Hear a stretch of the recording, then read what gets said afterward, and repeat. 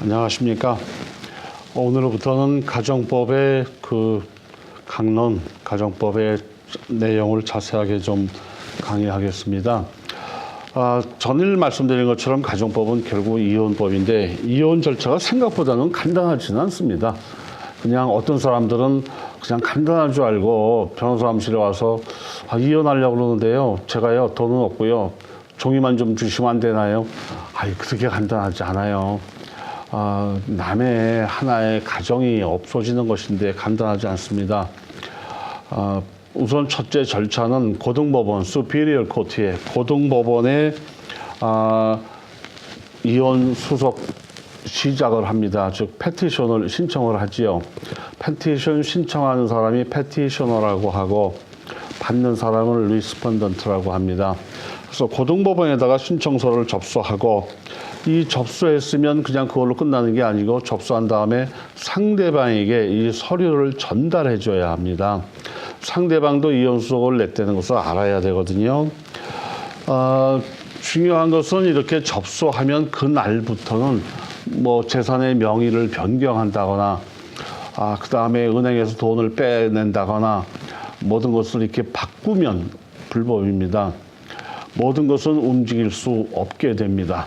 그래서 이혼 수속을 고등법원에 서류를 제출하고 상대방에게 서류를 전달해 줘야 합니다. 상대방이 어디 사는지 모른다면 그런 경우라면 마지막 함께 살던 주소지로 전달하면 됩니다. 그렇다면 마지막 함께 살던 주소지는 우리 집이네요. 그럼 그 집에 갖다 주면 됩니다. 안 오는데요. 할 수 없죠. 어쨌든 상대방에게 서류를 전달하고 전달했다라고 하는 증명서를 법원에다가 다시 접수해야 됩니다. 그것을 보고 프루프 오브 서비스라고 하거든요. 그런데 그러면은 어떤 사람들은 남편 모르게 하려고 저는 LA에 사는데요. 저 샌디에고에다 접수하면 안 되나요? 안 됩니다. 이 주에 6개월 이상 살은 주에다가 접수를 해야 됩니다. 그리고 3개월 이상 현재 살고 있는 카운티에다가 접수해야 됩니다. 그러니까 내가 캘리포니아에 온 지가 한 3년 됐어요. 오케이, 여기다 해도 됩니다. 그 다음에 LA 카운티에 산 지가 석 달은 넘었어요. 그래야 LA 카운티에다가 접수할 수가 있습니다. 어떤 사람들은 저 타주에서 이리 오는 사람들도 있어요. 캘리포니아에. 당신은 거기서 왜 이리 왔어요? 거기 한국말 통하는 변호사가 없어서요. 그래서 왔다는 사람들도 있는데 사실은 그것은 불법입니다. 뭐 경우에 따라서 둘이 합의했다면 또 이 내용은 뭐 어떻게 좀 다룰 수 있겠으나 어쨌든 내가 사는 주에서 내가 산 지 3개월이 넘는 주에서 이혼 수속은 진행을 해야 합니다. 6개월 이상 살았다는 것을 입증해야 되고요. 그 다음에 제일 여기서 중요한 것은요. 어떤 사람들이 또 물어봐요. 영주권 이제가 없는데요. 여기서 이혼 수속할 수 있나요? 괜찮아요. 그 영주권하고는 아무런 상관이 없습니다. 그런 것은 신경 안 쓰셔도 되고요.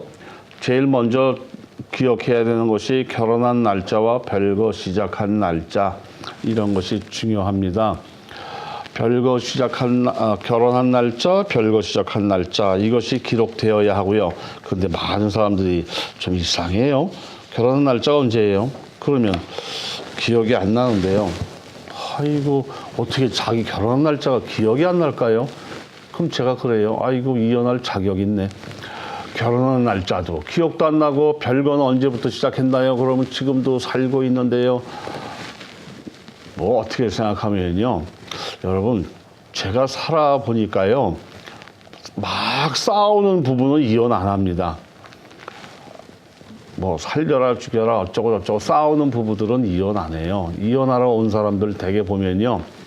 그냥 뭐 닭 보듯이 고양이 보듯이 어제도 안 들어왔군.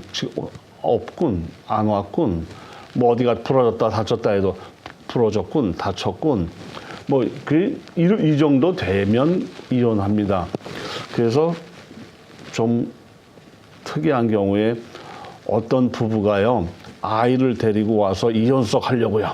그리고 아침 일찍 찾아옵니다. 그래 놓고는 뭐라고 그러냐면 씩씩대고 앉아서도 싸웁니다. 그러니까 잘못한 거 없다 이거지, 뭐 어쩌다 이거지, 이러고 싸워요. 그러면 경험 있는 변호사들은요, 일 안 합니다. 더 싸워라, 더 싸워. 그리고 그 서류를 다 만든 다음에 둘이 나갑니다. 나가면서 뭐라고 한 30분 있다 전화가 와요. 암만 생각해봐도요, 아이 때문에 그냥 살아야 되겠어요. 그래 살아. 너희 둘이 그냥 좀 사이좋게 살아라. 싸우지 말고. 그리고 만든 서류 그냥 버려야 되거든요. 싸운 사람들은 이혼 안 해요. 미련이 있어 싸우는 거거든요. 그러니까 너희는 왜 평생 싸우고 사니? 아이, 너무 그러지 마세요. 싸우는 것도 다 정이 있어 싸우는 거예요. 싸우면서 주먹만 왔다 갔다 안 하면 돼요. 뭐 때려 부시지만 않으면 돼요. 그래서 싸우는 사람은 오히려 이혼 안 합니다. 어떤 사람은 또 와서 이래요. 둘이서 와가지고 실금실금 웃어요. 뭐가 그렇게 좋은지. 우리는 이혼하고 친구로 지내기로 했어요. 그럼 제가 꼭 그래요. 아유, 꼴값들을 하세요. 아니, 무슨 친구로 지내기로 했어요. 그러면 살지. 뭘 헤어져서 친구로 지내요. 헤어지면요, 다시는 만나지 마세요. 길거리 가다 만나도 아는 척 하지 마세요. 여러분, 헤어진 사람은 안 보는 게 최선이에요. 뭘 친구로 지내고 뭐 한 달에 한 번씩 뭐 여행을 가요. 아유 드라마를 써라. 그런 건 없어요. 자, 그런데 여러분, 여기서 또 기억할 것은요, 이혼을 할 때 한국은 이혼 사유를 따져요. 누구 잘못했느냐, 남자가 바람 피웠느냐, 뭐 여자가 가정을 뭐 등한히 했느냐, 고부 갈등이 있느냐, 이걸 따져요. 막 따져가지고 판사가 뭐 남자가 잘못했구만, 무슨 이혼 청구를 해요. 이혼 청구는 기각합니다. 이래요. 그러면 그 사람들이 나가면서 판사님이 그냥 살랜다, 우리 살자, 이럴까요? 그건 문제가 사실 있어요. 제가 아는 한국의 어느 부부는 이혼한 지가 30년이 됐는데, 이혼한 게 아니죠. 헤어진 지가 30년이 됐는데 부인이 나는 죽으면 죽었지 이혼 못해줘. 이러는 바람에 이혼 수속을 못하고 새로 사람을 만나서 그냥 사는데, 아이도 몇 낳는데 출생신고를 못해요. 그 전 부인 호적에 같이 올라가야 되기 때문에. 이런 경우도 있는데 어떤 것이 더 나은 방법이다 이렇게 말하기는 어렵습니다. 한국처럼 판사가 다 들어보고 이혼은 불허합니다, 이게 난 건지 그렇게까지 하는데 왜 이혼율은 세계 1위인지 몰라요. 미국은 한쪽에서 이혼을 청구하면 일단 이혼은 성립됩니다. 여러분, 이것이 좀 다른 점이에요. 많은 사람들이 우리 와이프가 이혼하겠다고 서류를 갖다 줬는데요, 저는요 죽으면 죽었지 여기다 사인 못합니다. 그런 거 없어요. 한 사람이 이혼을 청구하면 이혼은 성립됩니다. 내가 사인하고 안 하고 이런 것은 중요하지 않습니다. 당신 사인할 칸도 없어요. 이게 미국 다른 점입니다. 이혼 사유는요, 그냥 고칠 수 없는 성격 불일치, 한마디로 irreconcilable difference 해가지고 회복할 수 없는 성격 불일치입니다. 이혼 사유는 한 가지예요. 성격이 안 맞습니다. 뭐 따지고 보면 그래요. 서로 성격이 안 맞으니까 못 사는 거죠. 또 어떤 경우는 또 성격이 너무 안 맞는 부부인데 잘 사는 사람도 있고, 그러니까 뭐 이유 따질 거 없어요. 네 잘못이다, 내 잘못이다. 이거 따지면 뭐예요. 깨지는 마당에. 그런데 캘리포니아의 경우는 이혼 사유를 다른 것은 적지 못하게 돼 있다. 서로 바람핀 부인이 이혼 청구 소송을 내도 이혼은 성립됩니다.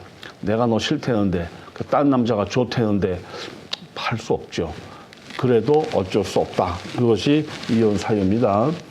그리고 이 이혼을 진행하려면 제일 먼저 결정해야 되는 것이 아이 문제입니다. 아이가 18살 될 때까지 양육비를 줘야 하고, 양육비, 양육권, 양육비 이런 것들을 결정해야 되는데, 이제부터 싸움을 하는데 서류를 받고서 상대방은 한 달 안에 답변해야 합니다. 한 달 안에 답변을 하지 않으면 디폴트라고 해가지고 자기는 권리를 포기하는 겁니다. 대개의 경우 한 50% 정도가 답변을 안 해요. 한마디로 네 맘대로 해라 이거죠. 또는 이미 둘이서 합의를 했다거나. 그래서 한쪽에서 서류를 받으면 30일 이내에 답변해야 된다는 거 잊지 마시고요. 답변을 하지 않으면 그 사람은 30일 후에는 권리를 상실합니다. 그래서 혼자서 진행을 하게 되죠. 그래서 우리는 흔히 이것을 보고 일방이혼이라고 하는데, 일방이혼 하니까 남편 모르게 일방이혼 하려고요. 아니, 그건 안 되고요. 그건 사기이혼이고요. 상대방이 아는 상태에서 답변을 하지 않은 것을 보고 일방이혼이라고 합니다.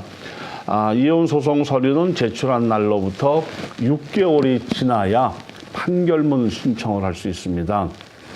그런데 상대방이 답변을 하면 이제부터 법원 절차를 밟게 되고, 이 절차 중에서 제일 먼저 할 것은 아이 양육권과 양육비입니다. 양육권을 차일드 커스터디라고 그래요. 그런데 이 커스터디에는 두 가지가 있습니다. 피지컬 커스터디와 리걸 커스터디가 있습니다. 리걸 커스터디, 법적 양육권이라고 하는 것은 이 아이가 누구 아이냐 이 말이죠. 그래서 이 아이가 법적으로 무언가를 결정해야 할 때 이것을 의논의 대상으로, 아이가 군대 간대요, 대학 간대요, 병원에 입원했대요. 이때 나도 한 말 할 수 있는 권한이 있죠. 이것을 보고 리걸 커스터디라고 합니다. 실제적으로 아이를 키우는 권리를 보고 피지컬 커스터디라고 하죠. 이혼할 땐 감정들이 상해가지고 그럼 어떻게 하나요? 리걸 커스터디는 법의 정신은 둘이 함께 갖는다, 조인트로 한다.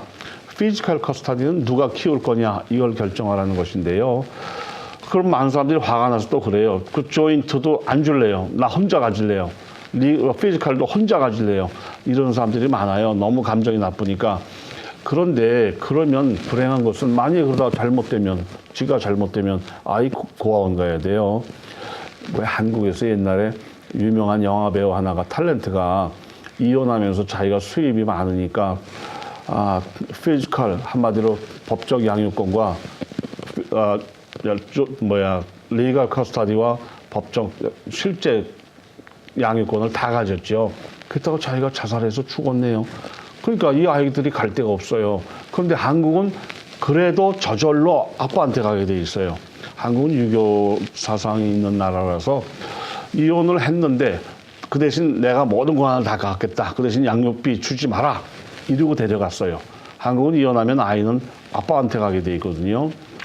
그런데 자기가 자살하는 바람에 아이는 아빠한테 저절로 넘어가는 거예요. 여기는 안 넘어가요. 저절로 넘어갔습니다. 넘어가는 건 또 문제가 없는데 남의 자식이니까 관심들도 없어요. 그런데 그 죽은 여자가 재산이 굉장히 많았는데 그 재산이 아이한테 넘어가고 아이는 자동적으로 이혼한 아빠한테 가니까 웬 재산이 이렇게 이혼한 저 못된 놈 바람 펴서 이혼했는데 그리로 간다. 우리는 좀 남의 일에 관심들이 많아요. 여성단체가 막 들고 일어나고 막 난리들을 쳐가지고 방송, 신문 때는 이때다 떠들어서 한국의 법이 좀 바뀌었습니다. 그런데 뭐 남의 이렇게 관심이 많은지, 이 나라는 리걸 커스터디, 피지컬 커스터디를 아주 정확하게 나누게 되어 있습니다. 가능하면 권고하기를, 리걸 커스터디는 양쪽이 다 갖는 것이 좋습니다. 조인트로 하시고요. 어쨌든 애가 태어날 때 엄마 아빠였잖아요. 그 다음에 키우는 것은 피지컬 커스터디는 누가 키운다. 많은 사람들이 또 엄마는 수입도 없는데요. 수입이 없으니까 아이를 키우고 수입 많은 아빠가 양육비 주면 되는 거죠. 수입이 있느냐 없느냐는 대상이 안 됩니다. 아빠도 키우기를 원해, 엄마도 키우기를 원해 하면 미국은 법의 정신이 엄마가 키워라 하는 쪽으로 많이 키웁니다. 왜냐하면 그럼 또 아빠 쪽에서 그러거든요. 저 여자는요 생전 돈벌이도 안 해봤거든요. 네가 열심히 벌면 되잖아. 네가 벌어서 양육비 주면 되지. 그래서 양육권과 양육비를 먼저 결정합니다. 그것이 제일 무난하단 말이죠. 그래서 아이를 키우는 쪽에다가는 양육비를 주게 되는데 이 양육비를 보고 차일드 커스터디라고 합니다. 차일드 커스터디는 강제 규정이라고 했습니다. 이거 돈 안 내면, 양육비 안 내면 교도소 갑니다. 양육비를 상대방이 지불하지 않으면 소셜 시큐리티 오피스 가서 헤어졌는데 남편이 양육비를 지불하지 않습니다. 그럼 정부가 대신 내줘요. 그러면 와, 미국은 역시 참 멋있는 나라다. 아유, 좋은 나라야. 이래가지고 열심히 받습니다. 3개월 지나면 그 남자는 체포됩니다. 예전에 그런 사람들도 있었어요. 이런 걸 어디서 배웠나 봐요. 근데 이혼도 안 했으면서 소셜 시큐리티 오피스 가가지고 남편이 양육비를 안 줘요. 너무나 살기 힘들어요. 그래서 양육비를 매달 760불씩 줬어요. 얼마나 신나. 자기네들은 그냥 살면서 와, 좋다. 미국은 멋있는 나라야. 이런 거 아는 사람 몇 명 안 돼. 이러고 받아 썼어요. 한 석 달 있다가 밤에, 껌껌한 밤에 잡으러 왔어요. 그 남자 교도소 갔네요. 방법은 한 가지밖에 없어요. 그동안 받았던 거 다 물어내고 벌금 내고 나오는 수밖에 없습니다. 그런 사람들도 있었어요. 이 양육비는 강제 규정이라는 것들을 잊지 마세요. 그래서 이 내지 않으면 형사처벌 받는다. 이것을 꼭 잊지 말으셔야 됩니다. 이혼하다 보면 또 이제 가정법에서 결정하는 것 중에 하나가 이혼하면 자꾸 상대방이 막 협박해요. 그리고 직장 찾아와서 못되게 하고 이렇습니다. 이런 경우들도 많아요. 그럴 때에는 할 수 없이 접근 금지 명령을 신청할 수 있습니다. 접근 금지 명령이라고 하는 것은 100야드, 100야드면 90m입니다. 100야드 이내에 내 앞에 나타나면 무조건 체포됩니다.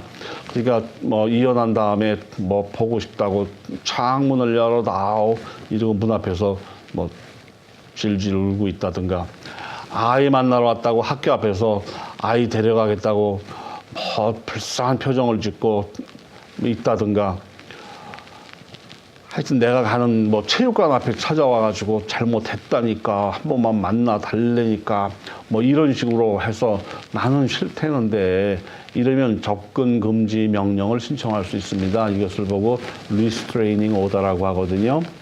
접근 금지 명령은 다른 거 없어요. 폭력을 행사하지 않아도 내 앞에 왔다는 것만으로 체포됩니다. 무슨 죄예요? 무슨 죽을 죄를 졌는데요? 법정 모독죄입니다. 법정에서 만나지 말라고 그랬거든요. 근데 왜 만나냐고요. 그래서 이것으로 굉장히 또 이 법도요, 굉장히 엄해요.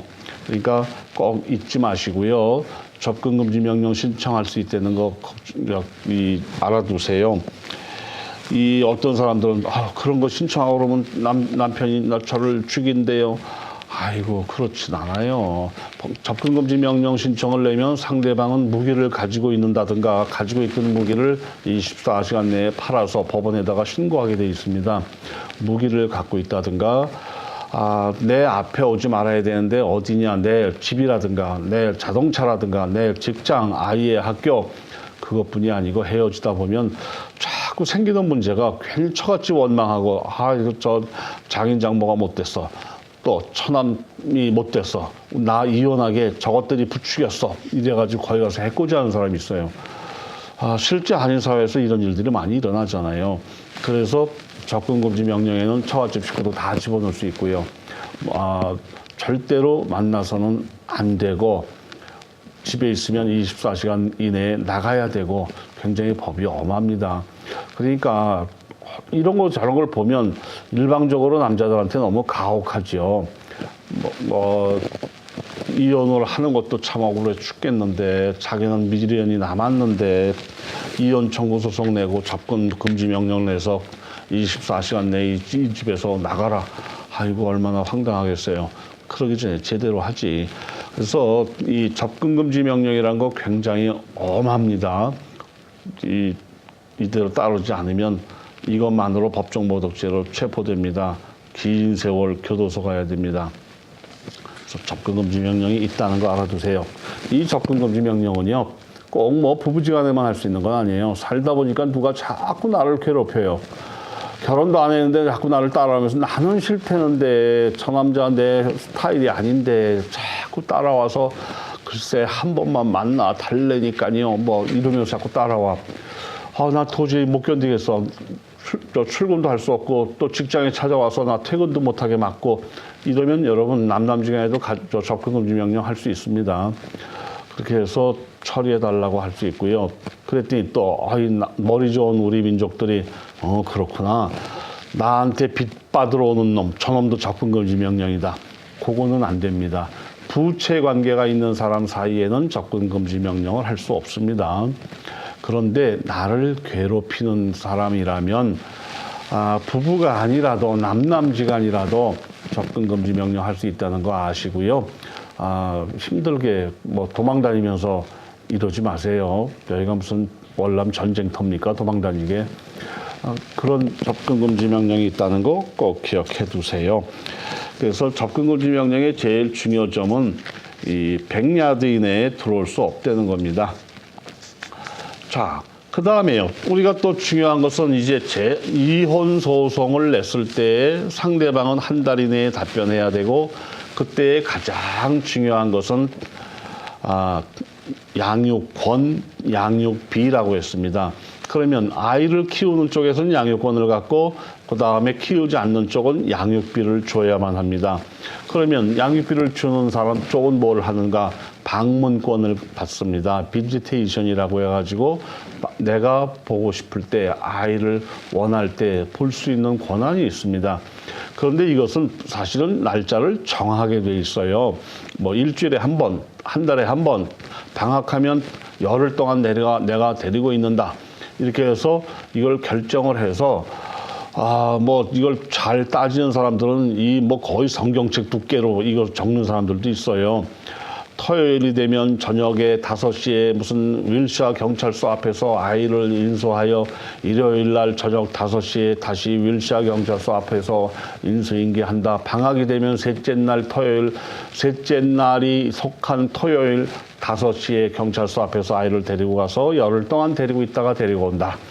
데려갔을 때에는 한 번 이상 띵파크, 이 테마파크, 이 디즈니랜드라든가 여기를 데려가며 그때 입장료라든가 모든 비행기가 무슨 모든 비용은 뭐 방문자가 부담한다. 그다음에 방학 동안에 아이는 2벌 이상의 옷을 사준다. 아이고 별거를 다 이렇게 적은 사람들도 많아요. 근데 그건 이제 미국 사람들의 경우도 그렇고 대개 한국 사람들은 그냥 얼렁뚱땅 적어요. 얼렁뚱땅. 좋은 얘기는 그냥 리즈너블 하단 말이죠. 합리적으로 하자. 근데 이 합리적인 게 처음에는 그게 잘 통하다가 나중에 잘 안 통해요.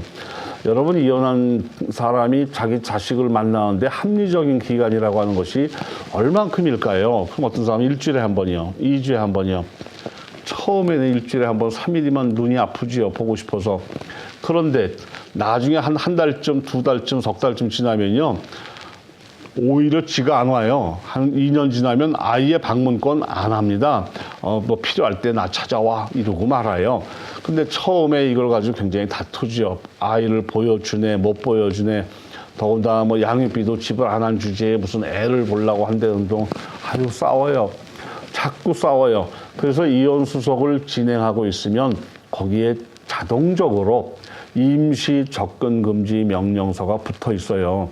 원래 이혼 소송을 제기하면 그날부터는요 양쪽 사람들에게 접근 금지 명령이 있다라고 알고 계시면 됩니다.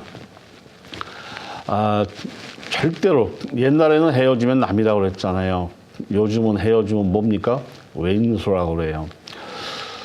그러지 말아야 되는데 감정들이 앞서는 거죠. 근데 가운데 또 아이들을 놓고 아이고 아이가 뭘 배워. 제발 싸우지 마시고요. 싸울 일이 있으면 차라리 접근금지 명령 신청을 해가지고 안 보는 것이 최선입니다.